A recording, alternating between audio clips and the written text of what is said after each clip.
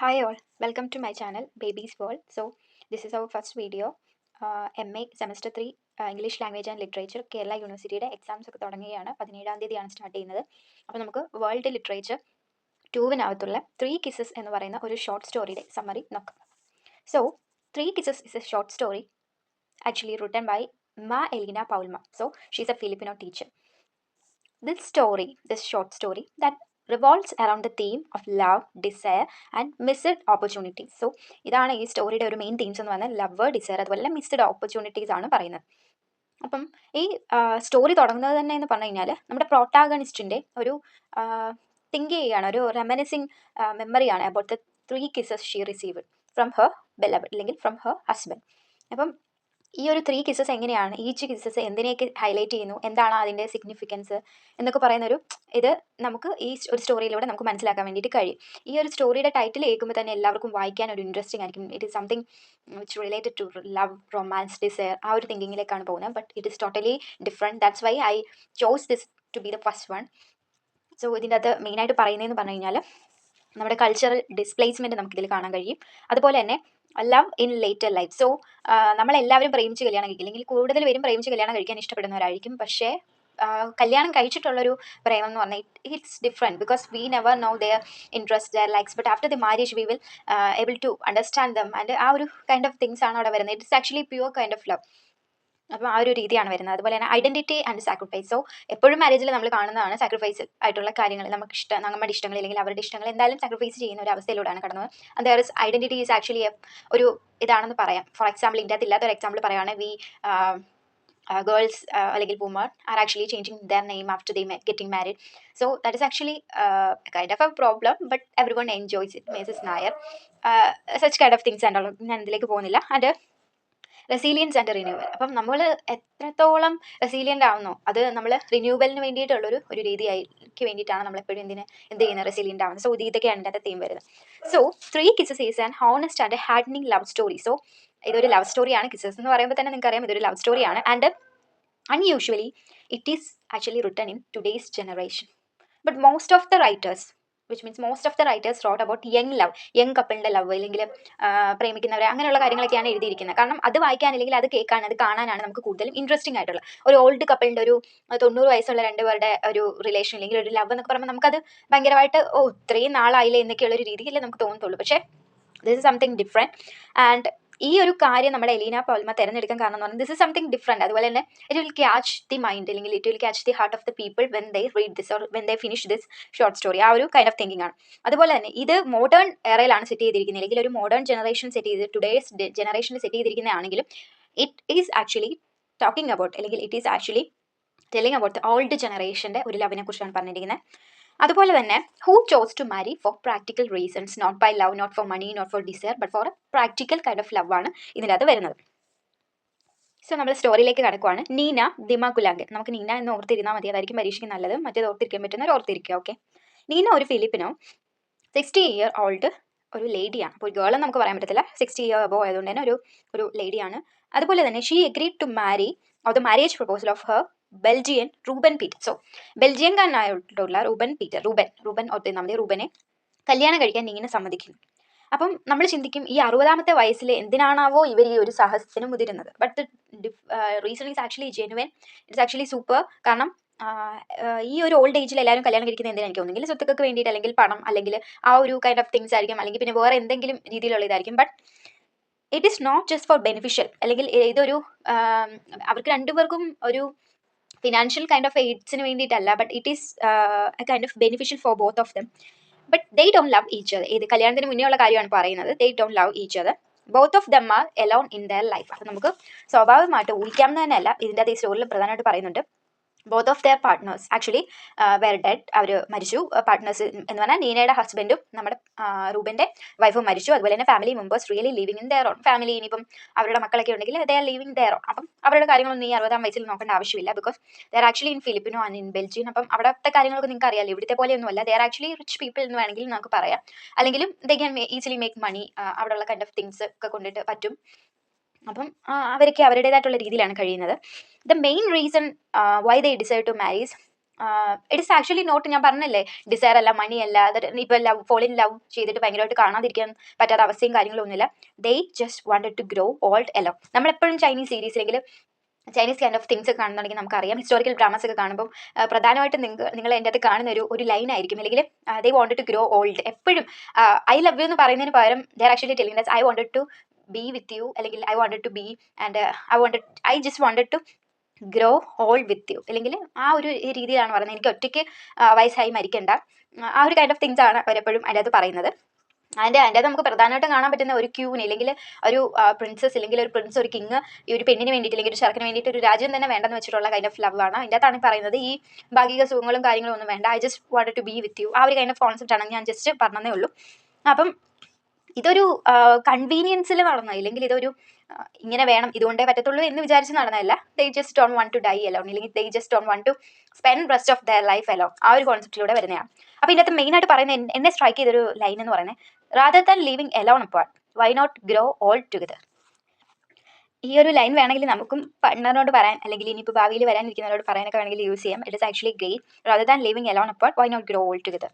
ഇത് ഒരു നല്ല ലൈനാണ്. ഓക്കെ, അതുപോലെ തന്നെ ഇത് മാത്രമല്ല ഒരു ഓൺലി റീസൺ എന്ന് പറയുന്നത്. ഇപ്പം ഈ ആരെങ്കിലും വിശ്വസിക്കുമോ എനിക്ക് ഒറ്റയ്ക്ക് ജീവിക്കാൻ വയ്യ, എനിക്ക് വയസ്സായി വരുന്നുണ്ട്, അല്ലെങ്കിൽ എനിക്കൊരു കൂട്ട് വേണം എന്നൊക്കെ നമ്മുടെ ഇവിടെ അത്ര ഇതായിട്ട് ആരും ചിന്തിക്കാറില്ല. ഒരു 60 വയസ്സെന്നൊക്കെ പറഞ്ഞാലും വീട്ടിൽ അടങ്ങി ഒതുങ്ങിയിരിക്കേണ്ട സമയമാണ്.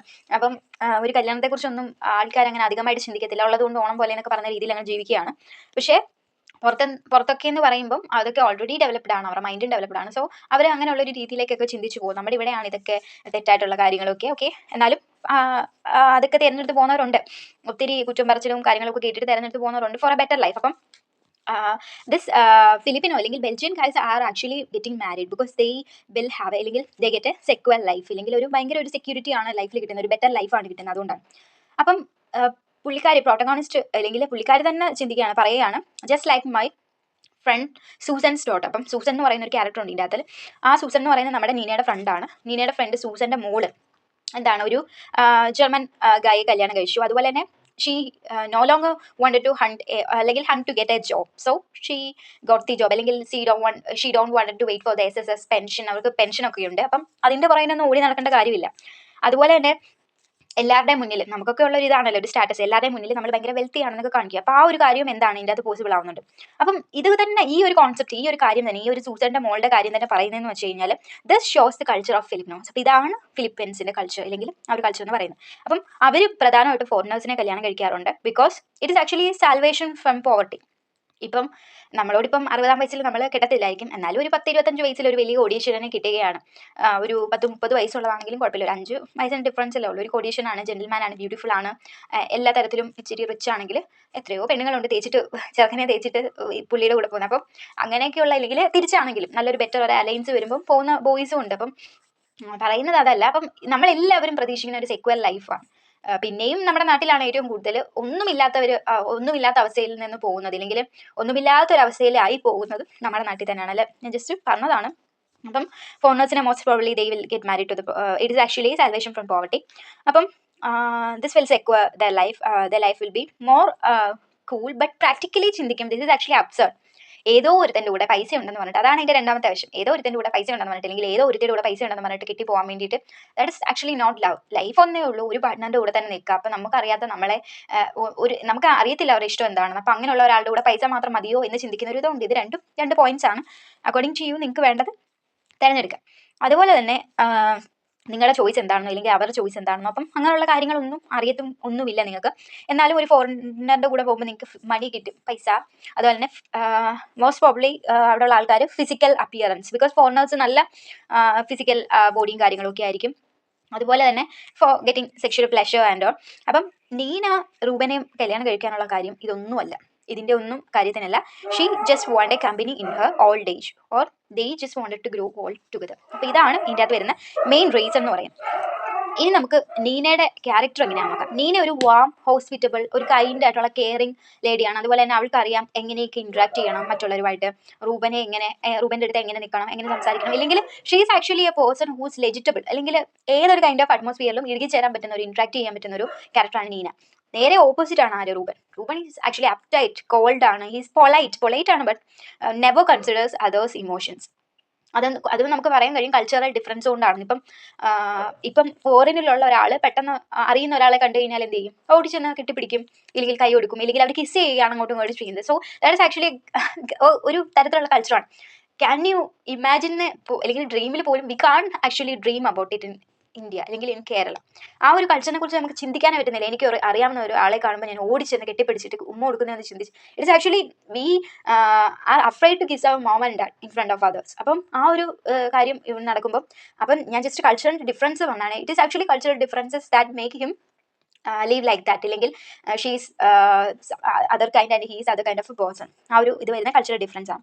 ഇനിയിപ്പം ഇതിന് വേണ്ടിയിട്ട് നമുക്കൊരു എക്സാമ്പിൾ പറഞ്ഞാൽ ഇത് എവിടെയാണ് ഈ ഒരു കൾച്ചറൽ ഡിഫറൻസ് നമ്മൾ കാണുന്നതെന്ന് പറഞ്ഞു കഴിഞ്ഞാൽ, ഇവൾക്കൊരു ഫ്രണ്ട് ഉണ്ട്. നേരത്തെ ഒരു ഫ്രണ്ട് പറഞ്ഞു സൂസൻ്റെ ഡോട്ടറാണ് ഒരു ഫോറിൻ ജർമ്മനെ കിട്ടിയത്, അത് അങ്ങോട്ടേക്ക് മാറ്റി വെക്കുക. അടുത്തൊരു ക്യാരക്ടറാണ് പസീറ്റ എന്ന് പറയുന്നത് ഇവളുടെ ഫ്രണ്ടാണ്. അപ്പോൾ ഇവളുടെ ഫ്രണ്ട് ഇവരിങ്ങനെ കല്യാണം കഴിച്ചൊക്കെ വന്ന സമയത്ത് ബ്രിങ് ഹോം എന്ന് പറയുന്ന ഒരു സംഭവമുണ്ട്. It is actually gift. നമ്മളിപ്പോൾ ഏതെങ്കിലും വീട്ടിലോട്ടൊക്കെ പോകുകയാണെങ്കിൽ, നമ്മൾ കൊച്ചു പിള്ളേരുള്ള വീടാണെങ്കിൽ മുട്ടായിയോ ബിസ്ക്കറ്റോ മിച്ചറോ അങ്ങനെയൊക്കെയുള്ള എന്തെങ്കിലും സാധനങ്ങൾ, അല്ലെങ്കിൽ തീരെ പൊടിക്കുഞ്ഞാണെങ്കിൽ നമ്മൾ വല്ല ഉടുപ്പോ, ഇല്ലെങ്കിൽ കൂടുതലും ചോക്ലേറ്റ്സ് ആയിരിക്കും പിള്ളേരുള്ള വീട്ടിൽ കൊണ്ടുപോകുന്നത്.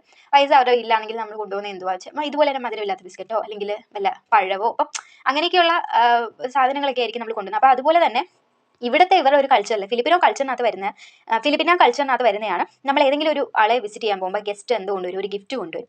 അപ്പം it is actually custom or it can be any food item they wanted to give as a gift. ആ ഒരു രീതിയിലാണ്. നമ്മളൊന്നുമില്ലാതെ എങ്ങനെ ഒരു വീട്ടിൽ കയറി ചെല്ലാൻ ചോദിക്കത്തില്ല, ആ ഒരു കൈൻഡ് ഓഫ് തിങ് ആണ്. പക്ഷേ റൂബൻ ഇതെന്തുവാണെന്ന് മനസ്സിലായിട്ടില്ല. എനിക്ക് തോന്നുന്നു ഫോറിനിലെ ആൾക്കാർ വീട്ടിലോട്ട് പോകുമ്പം ആപ്പിൾ ഓറഞ്ച് മുന്തിരി അല്ലെങ്കിൽ സാധനങ്ങളൊന്നും മേടിച്ചുകൊണ്ട് പോകാറില്ല. They just meet and they just hang out, അല്ലെങ്കിൽ ആ ഒരു കൈൻഡ് ഓഫ് തിങ്സ് ഒക്കെ ഉള്ളൂ അവിടെ നല്ല രീതിയിൽ ചെയ്യുന്നതെന്ന് പറഞ്ഞു കഴിഞ്ഞാൽ എനിക്ക് ഒരു കോഫി മേടിച്ചു കൊടുക്കുക, അല്ലെങ്കിൽ ഒരു ഡിന്നർ പാർട്ടിക്ക് ക്ഷണിക്കുക, അല്ലെങ്കിൽ ഒരു പാർട്ടിക്ക് പോകുക, ഇതൊക്കെയാണ് അവർ വിളിച്ച് പറയുന്നത്, അല്ലെങ്കിൽ ക്ഷണിക്കുകയൊക്കെ ചെയ്യുന്നത് ആ ഒരു രീതിയിലാണ്. പക്ഷേ എനിക്കറിയത്തില്ല ആപ്പിൾ ഓറഞ്ച് മുന്തിരി ഇല്ലെങ്കിൽ കുറച്ച് എന്തെങ്കിലുമൊക്കെ ഐറ്റംസ് ഒക്കെ കൊണ്ടിട്ട് പോകുമോ എന്നറിയത്തില്ല. ഞാൻ കണ്ടിട്ടില്ല ഇങ്ങനെ ഒരു കൈൻഡ് ഓഫ് തിങ്. അപ്പം റൂബൻ ഇത് മനസ്സിലായില്ല. അപ്പം റൂബൻ വിചാരിക്കും ഇത് എന്തൊരു കൾച്ചറാണ്, അവർ ഫുഡ് കൊണ്ടുവരുന്നു, ഇവിടെ എന്താ ഫുഡില്ല. അപ്പം പുള്ളി ആ ഒരു മൈൻഡിലാണ് ചിന്തിച്ചത്, ഇവിടെ എന്തോ ഞങ്ങൾ പട്ടിണി കിടക്കുവാണോ, ഇവിടെ എന്തോ ഫുഡ് ഇല്ലാതിരിക്കുവാണോ, പുള്ളിക്കാരത്ത് ഇങ്ങോട്ട് ഫുഡ് കൊണ്ടുവരാൻ വേണ്ടിയിട്ട് ഇത് ഒരുമാതിരി മറ്റെടുത്ത പരിപാടി. അപ്പം ആ ഒരു രീതിയിലാണ് റൂബൻ ചിന്തിച്ചിരിക്കുന്നത്. അങ്ങനെ ഇവിടെ എന്തോ സ്കവേഴ്സിറ്റി ഉണ്ടോ വാട്ടാണ് ഫുഡിനൊക്കെ, അല്ലെങ്കിൽ ലാക്ക് ഓഫ് ഫുഡാണെന്നൊക്കെ അവൾ വിചാരിച്ചു എന്നൊക്കെ പറഞ്ഞിട്ട് ഈ ഒരു ഫുഡ് എടുത്തിട്ട് ഒരൊറ്റ എറിയുന്നു. അപ്പോൾ തന്നെ നിങ്ങൾക്ക് മനസ്സിലാവും is actually polite but not considerate. അവളെ പോലെ ഒരു വാം ഹാർട്ടഡ് ഇല്ലെങ്കിൽ ഏതൊരു മെന്റാലിറ്റിയിൽ ഇല്ലെങ്കിൽ ഇതെന്ന് പറഞ്ഞാൽ ഇവന്റെ തെറ്റാണ് ടോട്ടലി. ആ ഒരു കൾച്ചർ മനസ്സിലാക്കാൻ കഴിയുന്നില്ല. ബട്ട് ഇവന്റെ ചിന്തയിൽ എന്തുവാ ഇതെന്താ ഇവരിങ്ങനെ ചെയ്യുന്നത്, ഇവിടെ ഫുഡ് ഇല്ലാത്തതുകൊണ്ടാണോ കൊണ്ടുവരുന്നത്, I am not capable to buy ഫുഡിൽ. ആ ഒരു കൈൻഡ് ഓഫ് തിങ് ആണ് അവിടെ വരുന്നത്. അതുപോലെ തന്നെ വേറൊരു ദിവസം നടന്നതെന്ന് പറഞ്ഞു കഴിഞ്ഞാൽ നീനയ്ക്ക് നന്നായിട്ട് തണുത്തു. ആ ഒരു ക്ലൈമറ്റിൽ നല്ല തണുപ്പായിരുന്നു. അപ്പം നീന ഇവനോട് പറഞ്ഞു ഹീലർ ഓൺ ആക്ക്, ബിക്കോസ് ഐ എം ഫ്രീസിങ് എന്ന് പറയുമ്പോഴും ഇവൻ he never turned on the healer. So അതുവരെ കാണിക്കുന്നത് ഇവള് എന്തുവാ ഏതോ ഒരു സ്ട്രേഞ്ചറിന്റെ വീട്ടിൽ അൺഇൻവൈറ്റഡ് ആയിട്ടുള്ള ഒരു ഗസ്റ്റ്, അല്ലെങ്കിൽ ഒരു അൺവാണ്ടഡ് ഗസ്റ്റ് ആയിട്ടാണ് ഇവൾക്ക് തന്നെ ഫീൽ ചെയ്യുന്നത്. നമുക്കും എല്ലാവർക്കും അങ്ങനെയൊക്കെയാണ്. നമുക്കിപ്പോൾ അറിയാത്തൊരു വീട്ടിൽ നമ്മൾ കല്യാണം കഴിച്ച് നിൽക്കുമ്പോൾ, ഇല്ലെങ്കിൽ അതിപ്പോൾ അങ്ങോട്ടാണെങ്കിലും ഇങ്ങോട്ടാണെങ്കിലും നമുക്ക് ഫീൽ ചെയ്യുന്ന അതാണ്. നമ്മുടെ അലമാരിയല്ല, നമ്മുടെ കട്ടിലല്ല, നമ്മുടെ റൂമല്ല, എന്തിന് ഇത്തിരി വെള്ളം പോലും നമ്മുടെതല്ല. അപ്പം ആ ഒരു ഇത് നമുക്ക് വരും. നമുക്കിപ്പോൾ എന്ത് ചെയ്യണമെങ്കിലും നമുക്കിപ്പോൾ നമ്മുടെ വീട്ടിൽ ചെയ്യുന്ന പോലെ കൂളായിട്ട് ചെയ്യാൻ പറ്റത്തില്ല. അതൊന്ന് പറയുന്ന ഒരു ഭയങ്കര ഡിഫറൻസ് ആണ്. നമ്മൾ നമ്മുടെ വീട്ടിലിരിക്കുന്ന പോലെ, കിടക്കുന്ന പോലെ, അല്ലെങ്കിൽ നിൽക്കുന്ന പോലെ, നടക്കുന്ന പോലെ ഒന്നുമല്ല. We are going to act. ഭയങ്കര രീതിയിൽ നമ്മൾ ആക്ട് ചെയ്യേണ്ടി വരും വല്ല ഒരു വീട്ടിലും പോയി കഴിഞ്ഞാൽ. If the vibe is same or the interest are same or the lifes are same, then it's okay. ആ ഒരു രീതിയിൽ വരും. ബട്ട് ഇത് ടോട്ടലി ഡിഫറെൻ്റ് ആണ്. She just feel that she's actually a stranger in and actually uninvited guest ആയിട്ടാണ് അവൾക്ക് തോന്നുന്നത്. അപ്പം ഇവളിങ്ങനെ പതുക്കെ ചിന്തിക്കുവാണ്, ഈ റൂബൻ്റെ കൂടെയുള്ള ലൈഫ് എനിക്ക് ഒട്ടും പറ്റത്തില്ല. കാരണം he is actually authoritative. He will tell the rules, regulations, and he is actually the main guy in the relationship. ആ ഒരു കൈൻഡ് ഓഫ് തിങ് ആണ്. അതുപോലെ തന്നെ ഇവരുടെ പേഴ്സണാലിറ്റീസ്, അതുപോലെ തന്നെ ഇവരുടെ കോൺട്രാസ്റ്റിംഗ് ഐഡന്റിറ്റീസ്, ഇവരുടെ culture totally an adjustment period ആണ്. വിവാഹത്തിന് ശേഷം ഇവർ കാണാം ഭയങ്കര അഡ്ജസ്റ്റ്മെന്റ്സും കാര്യങ്ങളൊക്കെയാണ്. അങ്ങനെ റൂബൻ ഇങ്ങനെയൊക്കെ ഇരിക്കുന്ന സമയത്ത് റൂബൻ കുറച്ച് പൈസയൊക്കെ സേവ് ചെയ്ത് വെച്ചിരുന്നു to use after their wedding. അപ്പം ആ ഒരു പൈസയൊക്കെ എടുക്കാൻ വേണ്ടിയിട്ട് ചെല്ലുന്ന സമയത്ത്, ബാങ്കിൽ ചെല്ലുന്ന സമയത്താണ് ലോക്കർ എംപ്റ്റി ആണെന്ന് കാണുന്നത്. അപ്പോഴത്തേക്കും അവിടെ അന്വേഷിക്കുമ്പോൾ അറിയുന്നത് മക്കളുടെ പേരിലോട്ട് അവരെടുത്ത് ട്രാൻസ്ഫർ ചെയ്തു. അപ്പോൾ മക്കളുമായിട്ട് ചോദിക്കുമ്പോൾ മക്കൾ പറയുന്നുണ്ട്, നിങ്ങൾ ന്യൂലി വെഡാണെന്ന് പറഞ്ഞിട്ട് ഞങ്ങൾക്ക് സ്റ്റെപ്പ് മദറിന് പൈസ ഒന്നും കൊടുക്കേണ്ട ആവശ്യമൊന്നുമില്ല, നിങ്ങൾക്ക് വേണമെങ്കിൽ ഏൺ ചെയ്യുക, ഇത് ഞങ്ങൾക്ക് അവകാശപ്പെട്ടാണ്, അർഹതപ്പെട്ടാണെന്ന് പറഞ്ഞിട്ട് ഇവിടുത്തെ കുരുത്തം കെട്ട സന്തതികളും അവിടെ ഇതുപോലെ തന്നെ അവിടെയുണ്ട്. അപ്പം അവർ അച്ഛനെ നോക്കുവോ അതുമില്ല, വയസ്സാം കാലത്ത് വല്ലതും തിന്നാൻ കൊടുക്കുവോ അതുമില്ല, എന്നാലും എല്ലാത്തിലും അവകാശവും കാര്യങ്ങളൊക്കെ വേണം. അപ്പം ആ ഒരു കൈൻഡ് ഓഫ് തിങ് ആണ് ഇതിലും വരുന്നത്. അപ്പം പൈസയൊക്കെ എടുത്തിട്ട് പോകുന്നു. ഇയാൾ ഭയങ്കര ദേഷ്യപ്പെടുന്നു. And Nina tried a lot to comfort him, but she never know, he just abandon. അല്ലെങ്കിൽ she never know how to make him feel like a family, അല്ലെങ്കിൽ ഇതിൽ ഞാനും ഉണ്ട്, അല്ലെങ്കിൽ I am also a part of this, I can be a healer എന്നൊക്കെ ഉള്ളൊരു കോൺസെപ്റ്റിൽ അവൾ നിൽക്കുമ്പോഴും ഹീ നെവർ അണ്ടർസ്റ്റുഡ്. അങ്ങനെ ഇരിക്കുന്ന സമയത്ത് അവൾക്ക് ഭയങ്കര ഡിഫിക്കൽട്ടി ആയിരുന്നു ഈ ഒരു കാര്യം. കാരണം marriage is totally different from what she expected. അതുപോലെ തന്നെ ഈ ഒരു സ്റ്റാറ്റസ് അല്ലെങ്കിൽ ഈ ഒരു കൈൻഡ് ഓഫ് തിങ്സ് എന്ന് പറഞ്ഞു കഴിഞ്ഞാൽ she dreamed a good life, അല്ലെങ്കിൽ she just wanted to leave a happy life with her partner. Late ആണെങ്കിലും ലേറ്റ് മാരേജ് ആണെങ്കിലും but she just never love it, അല്ലെങ്കിൽ ഒരു ബ്യൂട്ടിഫുൾ ഒരു ഭയങ്കര വെൽത്തി എന്നതിലുപരി ഭയങ്കര ഒരു കെയർ, അല്ലെങ്കിൽ ഒരു ജെന്റിൽ ആയിട്ടുള്ള ഒരു ടച്ച്, ഒരു വാമൊക്കെയാണ് അവൾ ആഗ്രഹിച്ചത്. ഒരു ഓൾഡ് ഏജിലെ കാര്യമാണ് ആഗ്രഹിച്ചത്. ഈ ഒരു 60-ആം വയസ്സ് കല്യാണം കഴിച്ചാൽ പിന്നെ എന്തിനാ, സുഖിക്കാനോ അല്ല. അപ്പം നമുക്കൊരു കെയറിംഗ് ആണ് വേണ്ടത്, ഒരു ജെന്റിൽ ആയിട്ടുള്ള ഒരു പെരുമാറ്റം, ആ ഒരു രീതിയാണ് വേണ്ടത്. പക്ഷേ ഇത് ടോട്ടലി ഡിഫറെൻ്റ് ആണ്. അപ്പം ആദ്യം ഇവൾ വിചാരിച്ചത് Belgium is actually a good country, beautiful country, wealthy country, but now it turn to cold suffering.